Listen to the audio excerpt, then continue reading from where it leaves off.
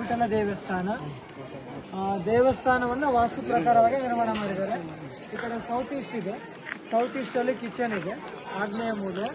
North East ಬರುತ್ತೆ, north East ಅಂದ್ರೆ ಈಶಾನ್ಯ ಮೂಲೆ. ಹೊರಗಡೆ ಪುಷ್ಕರಣಿ ಇದೆ, ರೈಟ್ ಅಲ್ಲಿ ಬರ್ತಾ ನೋಡಿದ್ರೆ ಗೊತ್ತಿಲ್ಲ. ರೈಟ್ ಒಂದು ಪುಷ್ಕರಣಿ ಇದೆ.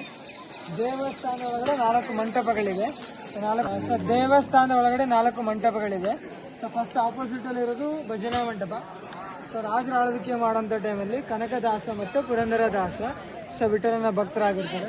ಒಳಗಡೆ ದರ್ಶನ ಮಾಡ್ಕೊಂಡು ಅಲ್ಲಿ ಕೂತ್ಕೊಂಡು ಭಜನೆ ಮಾಡ್ತಾ ಇರ್ತಾರೆ.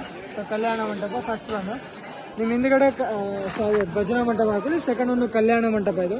ರಾಜ ಮಹಾರಾಜ ಆಳ್ವಿಕೆ ಮಾಡುವಂತ ಟೈಮಲ್ಲಿ ವಿಠಲ ರುಕ್ಮಿಣಿ ಮೂರ್ತಿ ಕಲ್ಯಾಣೋತ್ಸವ ಮಾಡ್ತಾ ಇರ್ತಾರೆ. ಕಲ್ಯಾಣ ಮಂಟಪ.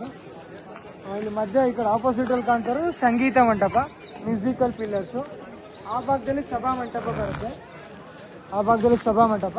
ಆ ಕಡೆ ಕಾಣ್ತಾ ಇರೋದು ಬೆಟ್ಟದ ಮೇಲೆ ದೇವಸ್ಥಾನ ಅಂಜನಾದ್ರಿ ಬೆಟ್ಟ, ಹನುಮಂತ ಹುಟ್ಟಿದ ಸ್ಥಳ, ಕಿಷ್ಕಿಂದ ನಗರ ಅಂತ ತ್ರೇತಾಯುಗದ ಹೆಸರು. ಮಧ್ಯ ಕಾಣ್ತಾ ಇರೋದು ವೆರಿ ಇಂಟ್ರೆಸ್ಟಿಂಗ್, 50 ರೂಪೀಸ್ ನೋಟ್ ಮೇಲೆ ಇದೆ, ಕಲ್ಲಿನ ರಥ, ಸ್ಟೋನ್ ಚಾರಿಯೇಟು. ಈ ಚಾರಿಯೇಟ್ ಆಗಿನ ಕಾಲದಲ್ಲಿ ರನ್ ಆಗ್ತಾ ಇದ್ದಿಲ್ಲ, ಅಂದ್ರೆ ರಥವನ್ನು ಎಳಿತಾ ಇದ್ದಿಲ್ಲ, ಓನ್ಲಿ ಫಾರ್ ಶೋ ಪೀಸ್.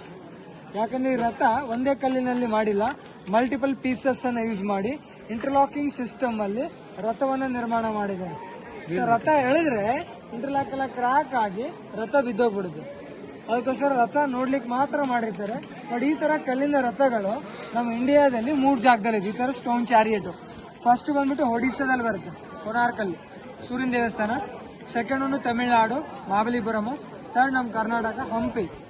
ರಾಜ ಕೃಷ್ಣ ದೇವರ ಆಳ್ವಿಕೆ ಮಾಡುವಂತ ಟೈಮಲ್ಲಿ ಅಂದ್ರೆ ಗಜಪತಿ ಪ್ರತಾಪರುದ್ರನನ್ನ ಸೋಲಿಸಿ ಅವರ ಮಗಳನ್ನ ಮದುವೆ ಆಗಿ ಕೊನಾರ್ಕ್ ಟೆಂಪಲ್ ಅನ್ನ ವಿಸಿಟ್ ಮಾಡುತ್ತೆ ಕೃಷ್ಣದೇವರ. ಅದರೊಳಗೆ ಇಂಪ್ರೆಸ್ ಆಗಿ ಅಲ್ಲಿಂದ ಬಂದು ಚಿಕ್ಕದಾಗಿ ರಥವನ್ನು ನಿರ್ಮಾಣ ಮಾಡುತ್ತೆ ಕೃಷ್ಣದೇವರ. ತುಂಬಾ ದೊಡ್ಡದಿದೆ, ಅಲ್ಲಿ 24 ವೀಲ್ ಇದೆ. ಅಲ್ಲಿ 4 ಮಾತ್ರ ವೀಲ್, ದೊಡ್ಡ ದೇವಸ್ಥಾನ. 24 ವೀಲ್ ಇದೆ, 4 ವೀಲ್ ಮಾತ್ರ ಇದೆ.